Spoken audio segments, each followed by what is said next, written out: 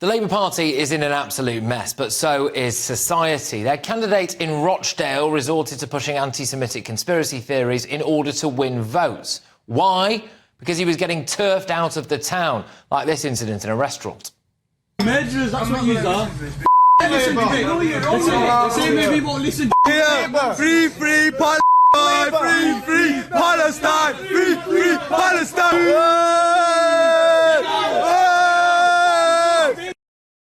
He'll have seen others getting battered on the doorstep, like this incident in Tower Hamlets. I understand, still campaigning for the same. You don't see the news? You think Keir Starmer is on your side? He's an open Islamophobe at the moment. He's an Islamophobe, he's an open Zionist, but you've got no spine. Have some shame. Vice-Chancellor Rachel Reeves has been hammered in the street. Could you live without water, Rachel? Have you had a glass of water today? The children are digging holes for water, Rachel. It's just so sad, Rachel. How would you like to dig your children out of under rubble? Have you got children, Rachel? I've got a daughter. Deputy Labour leader Angela Rayner has copped it out and about as well. Angela Rayner, why have you supported genocide? Why have you supported Palestine? Angela Rayner, you have supported genocide of the Palestinian people. Angela Rayner, shame on you, Angela Rayner. And in Redbridge, a part of the Ilford North constituency where Shadow Health Secretary Wes Streeting's slim 5,000 majority is under threat from Liam Mohammed, a British Palestinian Muslim, this poster appeared today. It reads, "Vote for genocide, vote for Labour."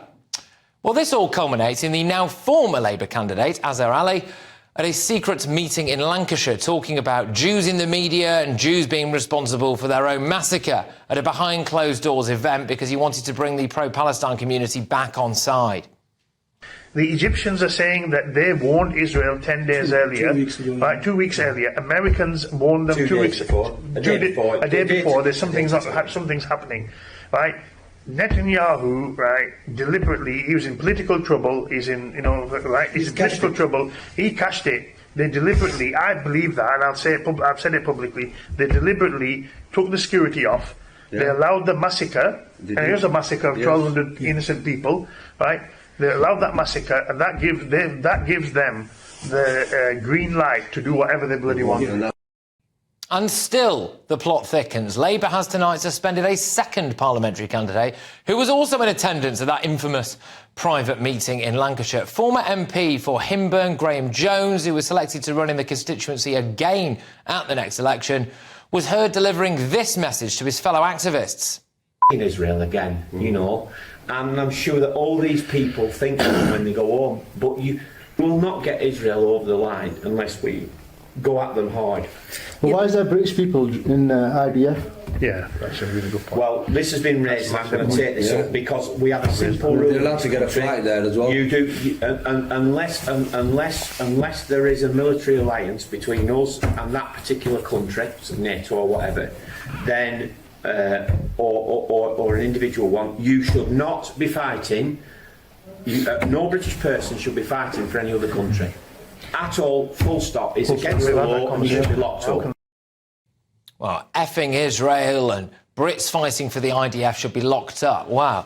That bombshell recording was unearthed by politics website Guido Fawkes, and frankly, like everyone else, they can clearly smell blood. So they've asked a whole load of Labour MPs today if they were at that event and didn't condemn it. But Starmer cannot handle this situation.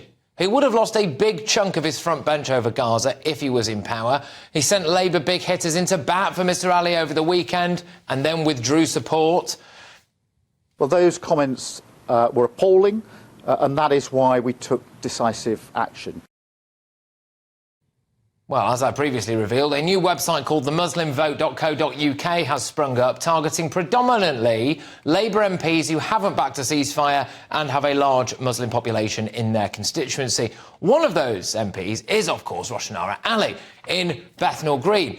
And this is the seat that saw furious protests outside her office. Why are you here? Shame on you! Shame on you! Shame on you! Well, the man now standing against her in Bethnal Green and Stepney is an independent candidate, and he is Tasneem Akunji, who is the ISIS bride Shamima Begum's former representative, legal representative.